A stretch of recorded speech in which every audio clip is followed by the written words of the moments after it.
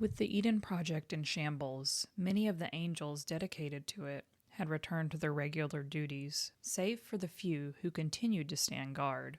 Sarah sits in her office and contemplates. So many questions and what-ifs. Why did we allow Lucifer so much freedom?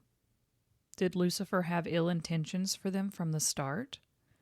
Lilith had been somewhat obedient until she took an interest in Lucifer. Perhaps that is when it started. I should have separated the two when I saw them getting intimate. It was because of them that Adam was the first man to experience heartbreak. Adam's first heartbreak. Sarah remembers it well. She was monitoring Eden on the screen during her day-to-day when she saw Lucifer and Lilith sit Adam down. They talked for near an hour. There was no sound as she had the monitor on mute to continue doing her paperwork. But as the saying goes, actions speak louder than words. Adam's actions were very loud. He sat and stood numerous times, pacing back and forth in a fit, slamming his fists on a nearby tree. All this while Lucifer and Lilith sat and let him throw his anger around. Though his actions were aggressive, he never made any move to attack the couple in front of him. What got Sarah out of her seat was when Adam bolted away from them with tears in his eyes. Adam crying. Every time she sees it, her heart aches, and it brings her back to the time she found him in his cave during his first thunderstorm. The innocent boy thought that heaven was angry with him and hid. Sarah was concerned when she found him curled up and shivering. "Adam, is something the matter?" Sarah asked. Are you mad at me? Adam peeked over his shoulder and asked tearfully. Did I do something to upset you? Sarah slowly approaches him and sits beside him. "Why do you think we are upset?" she asks, her wings draping over him. The sound and the white light, it came from above. I've never heard it before. Adam nestles himself into Sarah's wings. He begins to calm down.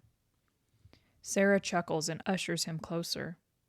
"That is a natural occurrence. You see, when it rains heavily, the clouds bump into each other. That creates the white light you saw."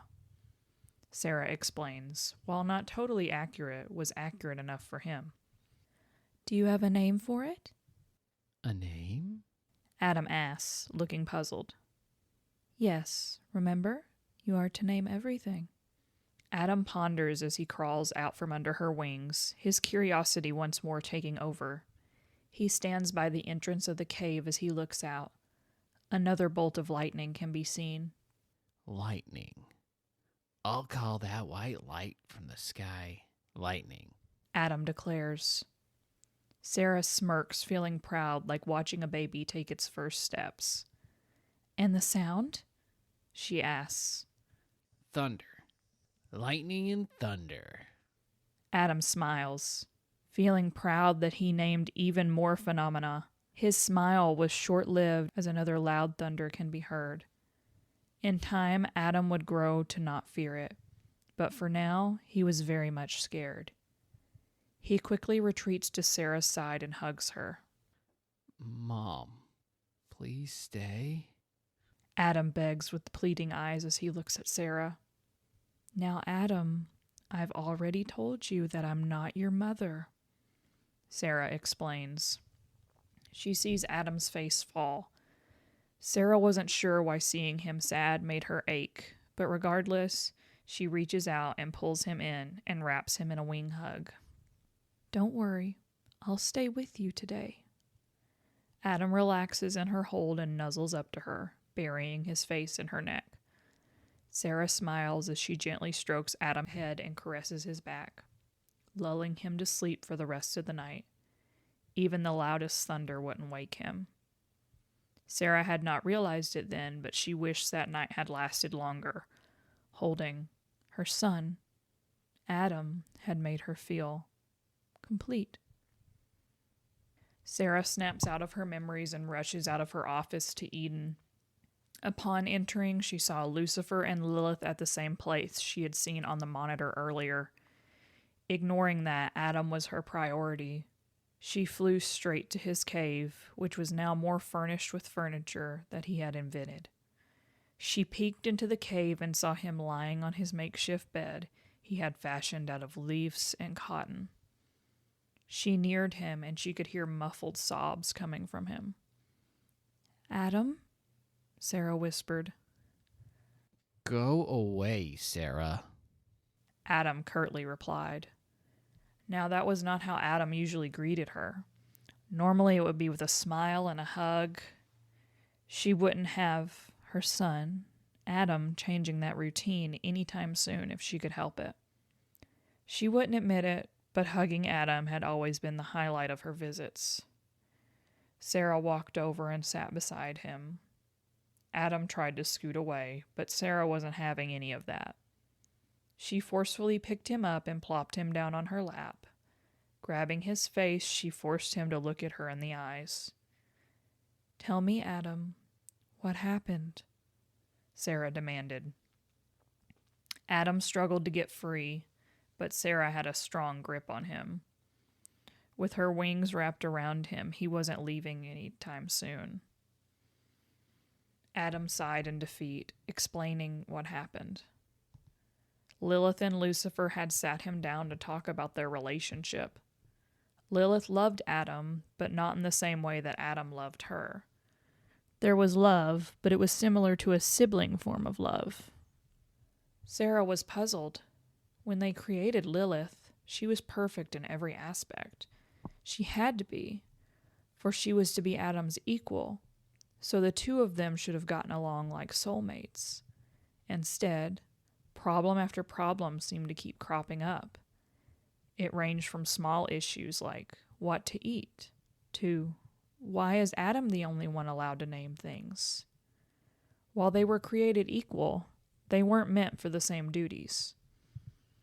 Lucifer soon took an interest in her, filled her head with wonder. It wasn't concerning at first, as Lucifer had done the same with Adam. He would tell him tales of heaven, and sometimes Adam would take inspiration from it and start inventing. Lilith, on the other hand, started questioning, wanting more than Eden could provide. Lucifer's tales only inspired her to reach for the unobtainable. Perhaps it is why she had desired Lucifer. Though credit where credit is due, Lucifer and Lilith at least told Adam up front about their relationship. Sarah was sure Lucifer would feel far too guilty keeping a secret from his best friend. For what felt like hours, Adam cried into Sarah's shoulder as she held him. Why, Sarah? Am I not enough? Adam questions. He looks down, feeling dejected. I gave her everything, and it still wasn't enough. Adam, Sarah said in a soft but firm voice. Adam momentarily stopped crying and looked at her. Unsure of how to comfort him, all she could do was offer a solution.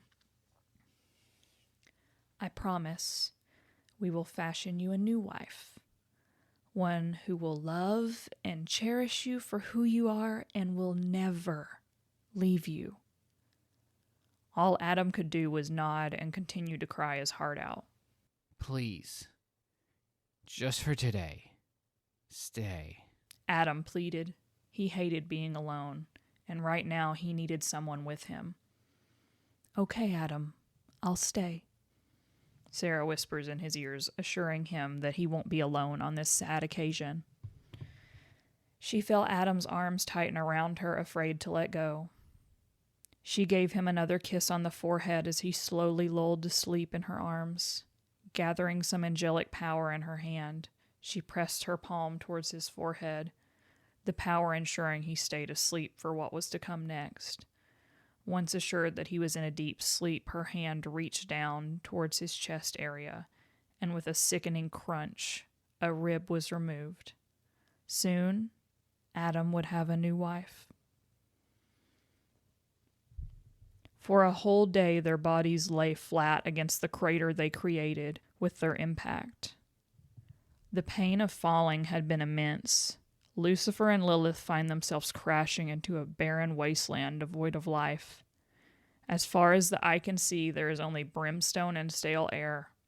Very different from the Eden they once lived in, where everything was lush, green, and full of life. Lucifer, being a former angel before, had already started recovering. Are you okay? Lucifer croaks out with a hoarse voice, reaching over to take Lilith's hand in his. No sound came from Lilith except her steady breathing, and in response to his question, she squeezed his hand. Lucifer breathed a sigh of relief. If he had lost Lilith, he would probably off himself right here and now. Lucifer sits up with great effort. He feels his burnt skin being pulled taut, yet in this moment he can't help but have his thoughts drift over to Adam and Eve. Lately, guilt has been a emotion that has haunted him in recent times. The first time it happened was when he discovered he loved both Adam and Lilith. The memory forever burnt in his mind. He desired both, but heaven wouldn't permit it. Lucifer wasn't allowed to be part of the human creation, ever since that fiasco with the platypus he created. Since he had been relegated to just observing, observe he will.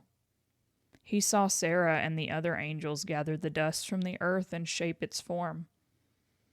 They first started with his height, which he was sure it was because he was just making a jab at him.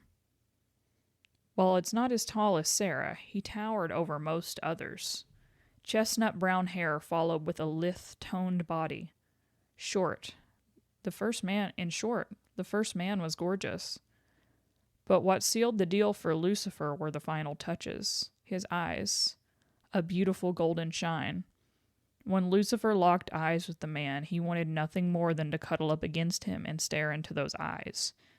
He just knew he had to have the first man.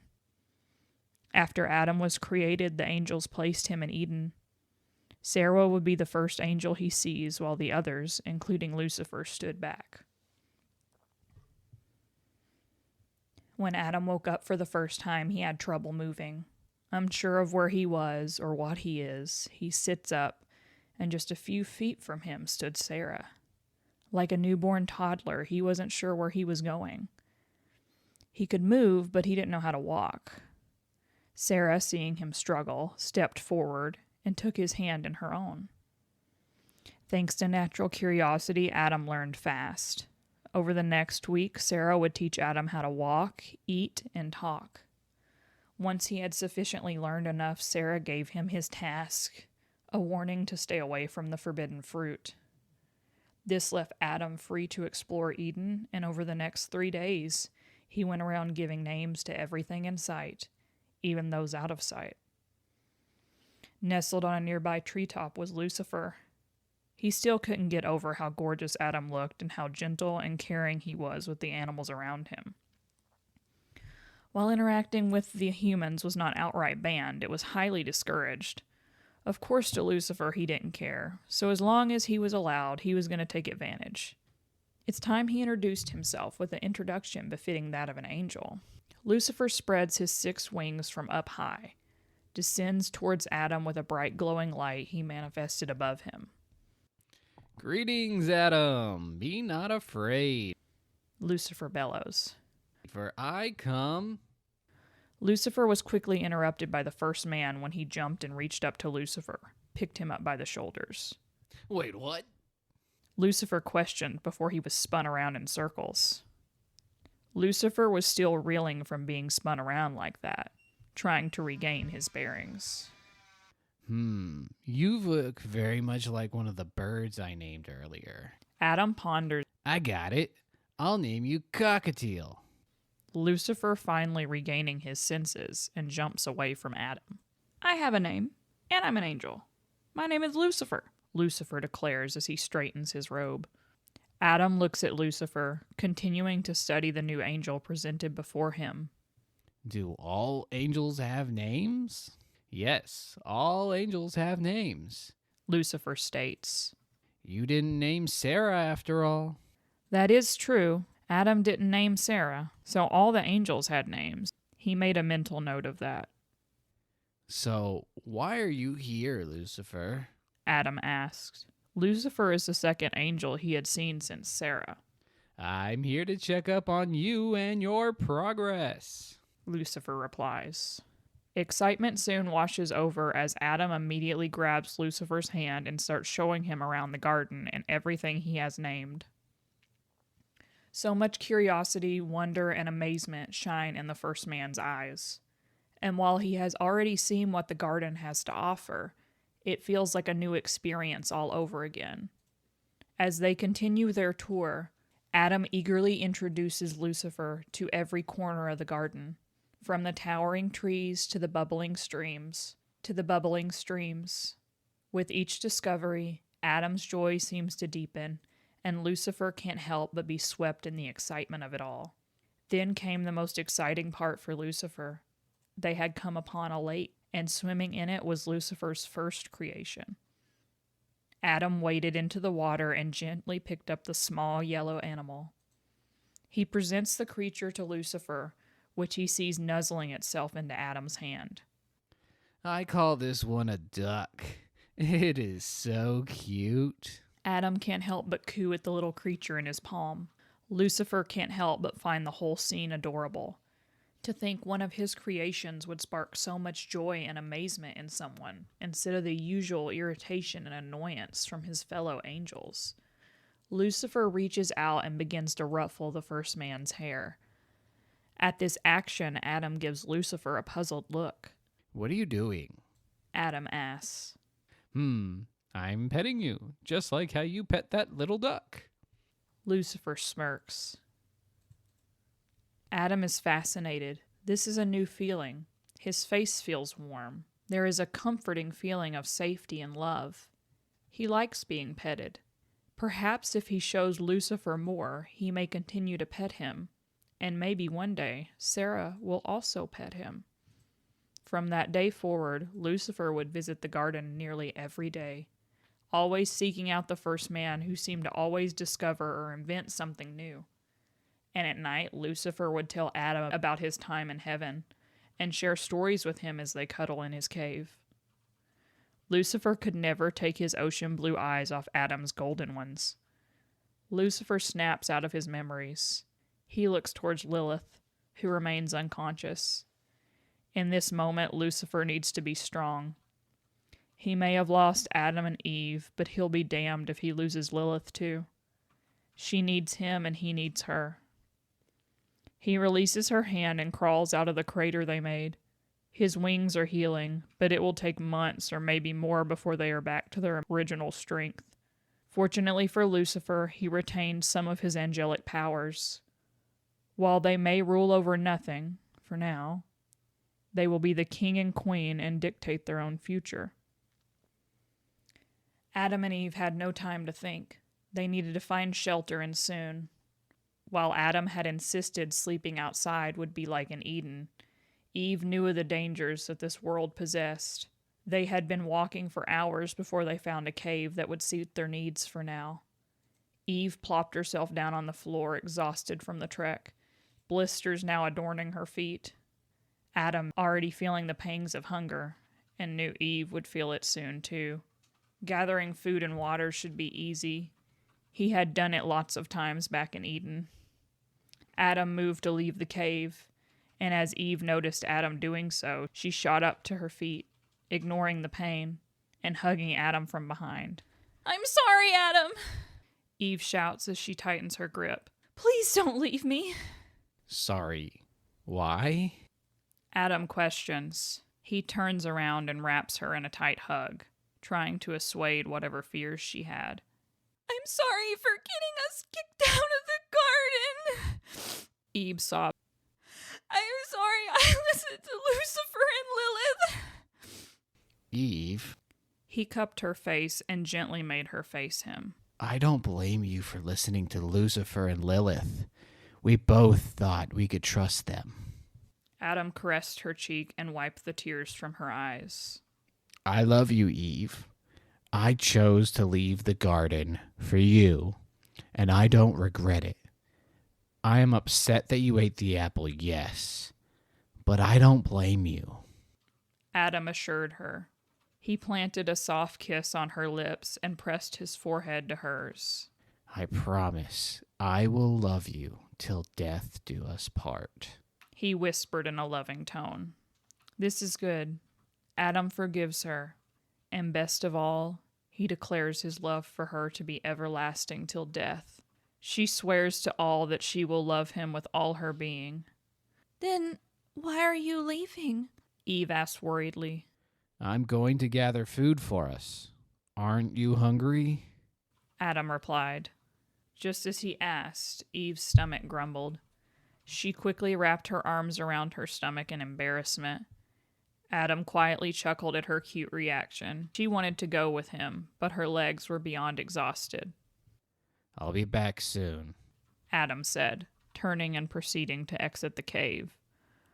Over 2 hours had passed, and Adam had not returned. Eve was growing worried, and her thoughts were beginning to turn for the worst. Did he leave her? Was all that talk earlier just a lie? But no, it can't be. Adam never swallowed the apple, so he shouldn't be able to lie. Then again, the small piece is still lodged in his throat.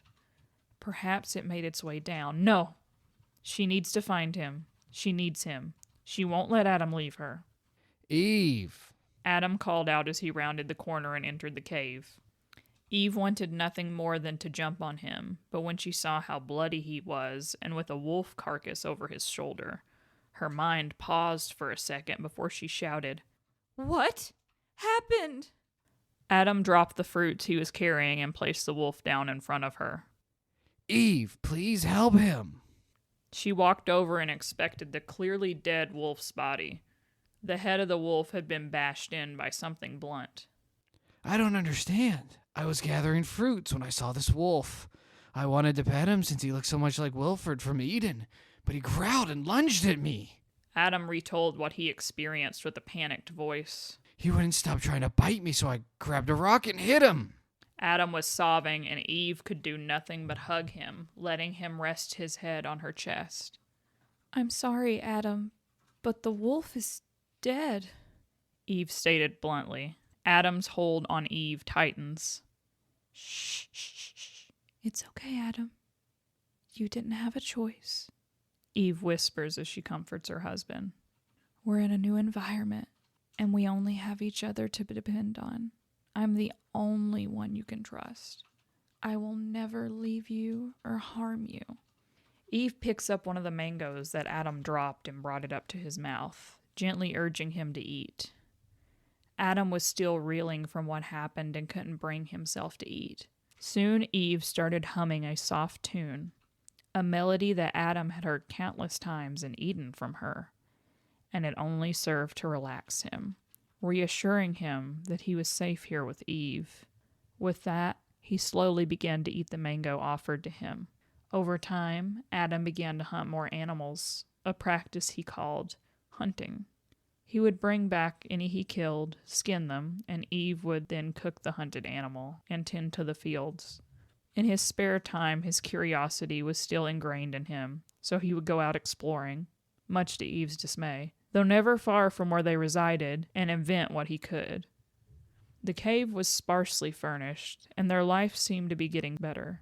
One night they lay cuddled together, with Adam tickling Eve's side. I'm gonna get my rib back one of these days, Adam joked. Eve couldn't help but laugh, finally feeling comfortable after months of toiling for their survival. It was in moments like these that both of them felt like they hadn't left Eden. Let's have a baby, Eve declares. No wasn't an option for Adam.